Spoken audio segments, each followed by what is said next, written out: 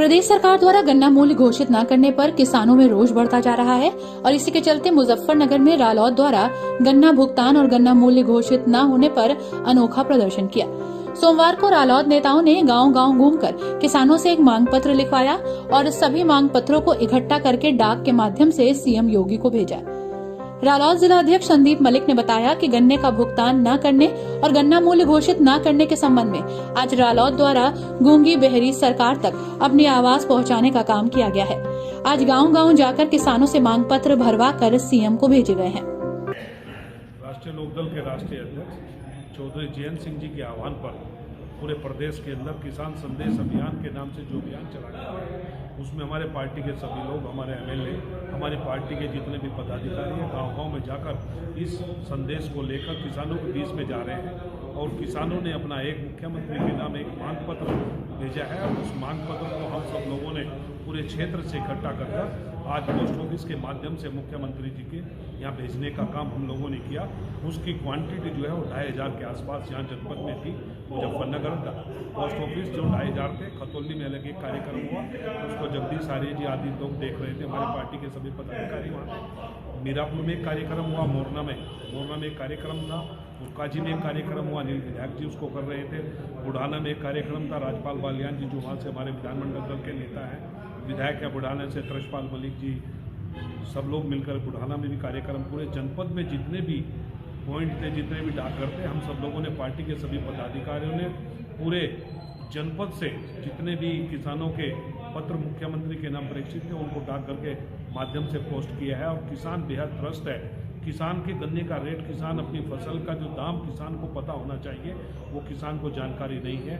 ये उत्तर प्रदेश के अंदर गूंगी बहरी जो सरकार चल रही है उसको हमने जगाने का काम इस पत्र के माध्यम से किया है। मैं आप लोगों के माध्यम से अपने किसानों को एक बात और कहना चाहता हूँ, भारतीय जनता पार्टी के जो एमएलए और मंत्री गांव देहात में जा रहे हैं, मैं अपने किसानों से अनुरोध करना चाहता हूँ कि वे वहीं पर उनसे गन्ने के रेट की मांग करें और उनसे पूछें आप सरकार के अंदर हो गन्ने का रेट क्यों डिक्लेयर नहीं हुआ। जो भारतीय किसान यूनियन का जो मैनिफेस्टो है 14 दिन के अंदर गन्ने का पेमेंट करेंगे। गन्ने का पेमेंट क्या करेंगे, पर्ची पर दाम ये उनकी तो नहीं है। जनपद की विभिन्न शुगर मिलों के गन्ने का भुगतान बकाया है, आज तक पेमेंट नहीं सरकार कर पा रही। तो इसी को लेकर आज किसान संदेश अभियान के तहत हम लोगों ने पोस्ट ऑफिस जो जल्दी सरकार गन्ने का भुगतान है वो नहीं करवाती और गन्ने का जो मूल्य है वो नहीं तय करती, तो किस तरह की आगे की रणनीति होगी? अभी इस संदेश को हम आगे और बढ़ाएंगे, गांव-गांव जाएंगे, अधिक से अधिक किसानों को इस संदेश किसान संदेश अभियान में जोड़कर इस भारतीय जनता पार्टी की सरकार पर दबाव बनाएंगे और इसके बाद भी अगर ये हल नहीं होता तो भारत राष्ट्रीय लोकदल एक बड़ा आंदोलन जनपद में करने जा रहे हैं। रालौद जिला प्रभारी विकास कादियान ने बताया कि गन्ने का आधा सीजन जा चुका है। सरकार ने अब तक गन्ने का मूल्य घोषित नहीं किया। राष्ट्रीय अध्यक्ष जयंत चौधरी के माध्यम से भी मंचों से गन्ने मूल्य की मांग को उठाया गया है, लेकिन ये सरकार बहरी है और इस तक आवाज नहीं पहुंच रही। गन्ने का सीजन निकलता जा रहा है। पश्चिम उत्तर प्रदेश में गन्ना किसानों की मुख्य फसल है। यहाँ की अर्थव्यवस्था, किसानों का भविष्य सब गन्ने पर ही निर्भर होता है और गन्ने का सीजन लगभग 3 महीने का जा चुका है और इस सरकार ने अब तक गन्ने का भाव घोषित नहीं किया है। किसान बड़ा परेशान है। माननीय जयंत चौधरी जी राष्ट्रीय लोकदल के राष्ट्रीय अध्यक्ष, उनका ही मन बड़ा दुखा है। किसान जब गन्ने का यही नहीं पता कि गन्ने का भाव क्या है तो भविष्य की योजना किसान मना कैसे पाएगा। अब किसान का पैसा मिलों पे बकाया है, गन्ने का भाव पता नहीं है, किसान पे कोई ड्यू हो सरकार का तो आरती कट जाती है। और किसान का पैसा जो सरकार पे ड्यू है कोई जिक्र नहीं, कोई भाव का जिक्र नहीं, कब देंगे उसका जिक्र नहीं। माननीय अदालत ने भी कह दिया है कि जब गन्ने का ड्यू 14 दिन से ज़्यादा हो जाए तो ब्याज मिलना चाहिए। अब ब्याज तो क्या देंगे, तो मूल ही देने को राजी नहीं, और काट देते हैं।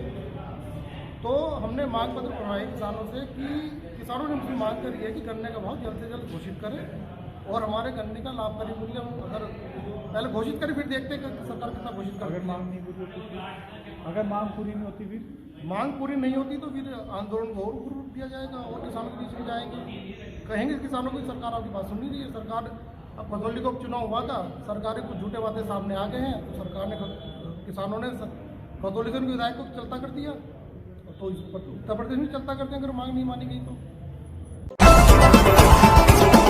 राजधानी लखनऊ में समाजवादी पार्टी नेताओं और कार्यकर्ताओं पर एफआईआर दर्ज की गई है। दरअसल सपा नेताओं और कार्यकर्ताओं पर बिना इजाजत पुलिस मुख्यालय पर धरना प्रदर्शन करने का आरोप है। सुशांत गोल्फ सिटी थाने की पुलिस ने धारा 144 तोड़ने समेत कई धाराओं में केस दर्ज किया। हालांकि अभी कोई गिरफ्तारी नहीं हुई है। गौरतलब है कि समाजवादी पार्टी के मीडिया सेल के पदाधिकारी मनीष जगन अग्रवाल की गिरफ्तारी के बाद पार्टी के राष्ट्रीय अध्यक्ष अखिलेश यादव रविवार को लखनऊ स्थित पुलिस मुख्यालय पर पहुंचे। अखिलेश यादव अचानक पुलिस मुख्यालय पर पहुंचे तो उन्हें वहां कोई अधिकारी नहीं मिला था। अखिलेश यादव अचानक पुलिस मुख्यालय पहुंचे तो उन्हें वहां कोई अधिकारी न मिलने से वहीं पर अखिलेश यादव के पहुंचने की खबर मिलते ही कई नेता भी वहां पहुंच चुके थे। इसके बाद पूर्व मंत्री स्वामी प्रसाद मौर्य समेत सैकड़ों नेता और कार्यकर्ता पुलिस मुख्यालय के गेट पर बैठ गए। काफी देर तक जमकर हो हल्ला हुआ। प्रदर्शन करने वाले इन्हीं नेताओं और कार्यकर्ताओं पर पुलिस ने अब केस दर्ज किया है। पुलिस का कहना है कि अभी धारा 144 लगी हुई है जिसका उल्लंघन किया गया था। पुलिस अब सपा नेताओं और कार्यकर्ताओं की पहचान कर रही है। सराय की रहने वाली प्रियंका की शादी 1 साल पहले पीजीआई लखनऊ में तैनात स्वास्थ्य कर्मी ईश्वर राठौर से हुई थी। मृतका के परिजनों ने नर्सिंग होम के स्टाफ पर लापरवाही बरतने का आरोप लगाया है और कहा कि नर्सिंग होम स्टाफ की वजह से ही प्रियंका की मौत हुई। इसकी जानकारी जैसे ही पुलिस को मिली, पुलिस मौके पर पहुंच गई और पुलिस ने शव को कब्जे में लेकर पंचनामा भर दिया। वहीं आपको बता दें, पंचनामा भर पोस्टमार्टम के लिए शव को भेज दिया गया है। मामला जालौन से सामने आ रहा है, जहां आपको बता दें कि प्रसव के दौरान महिला की मौत का मामला सामने आया है, जहां परिजनों ने निजी नर्सिंग होम पर लापरवाही का आरोप लगाया है। ये आपको बता दें, परिजनों का कहना है कि नर्सिंग होम पर लापरवाही की वजह से प्रसव की पीड़िता की महिला की मौत हुई है। मामला जालौन से सामने आ रहा है, जहां आपको बता दें प्रसव के दौरान नर्सिंग स्टाफ की लापरवाही के चलते एक महिला की मौत हो गई। परिजनों का आरोप है कि लापरवाही की वजह से महिला की मौत हुई है। मामला चांबरा हॉस्पिटल था, झांसी उन्होंने रेफर किया। यहाँ पे एस हॉस्पिटल है ना, यही सामने एस हॉस्पिटल। डॉक्टर की हमें जानकारी नहीं है किसने किया। फिर यहाँ से उन्होंने रेफ़र कर दिया झांसी के लिए। तो बीच में जो 3-4 घंटे का जो समय रहा, वो बच्ची का ब्लड बहुत ज़्यादा निकल चुका था शरीर से। जब हम लोग वहाँ पहुँचे तो वहाँ एकदम से पेशेंट को पकड़ा उन्होंने।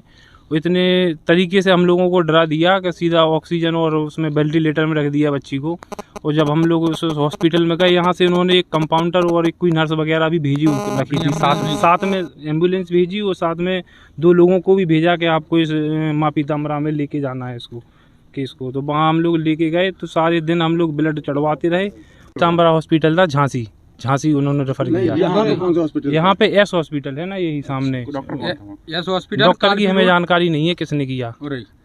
फिर यहाँ से उन्होंने रेफ़र कर दिया झांसी के लिए। तो बीच में जो 3-4 घंटे का जो समय रहा, वो बच्ची का ब्लड बहुत ज़्यादा निकल चुका था शरीर से। जब हम लोग वहाँ पहुँचे तो वहाँ एकदम से पेशेंट को पकड़ा उन्होंने। इतने तरीके से हम लोगों को डरा दिया कि सीधा ऑक्सीजन और उसमें वेंटिलेटर में रख दिया बच्ची को। और जब हम लोग उस हॉस्पिटल में गए, यहाँ से उन्होंने एक कंपाउंडर और एक कोई नर्स वगैरह भी भेजी रखी थी, साथ में एम्बुलेंस भेजी और साथ में 2 लोगों को भी भेजा कि आपको इस माँ पीताम्बरा में लेके जाना है इसको। हमारा वीडियो पसंद आया हो तो हमें लाइक करें, सब्सक्राइब करें और ज्यादा से ज्यादा शेयर करें। और हाँ, बेल आइकॉन दबाना ना भूलें ताकि हर खबर का अपडेट आप तक पहुंचे तुरंत। आप हमें इंस्टा, ट्विटर और फेसबुक पर भी फॉलो कर सकते हैं।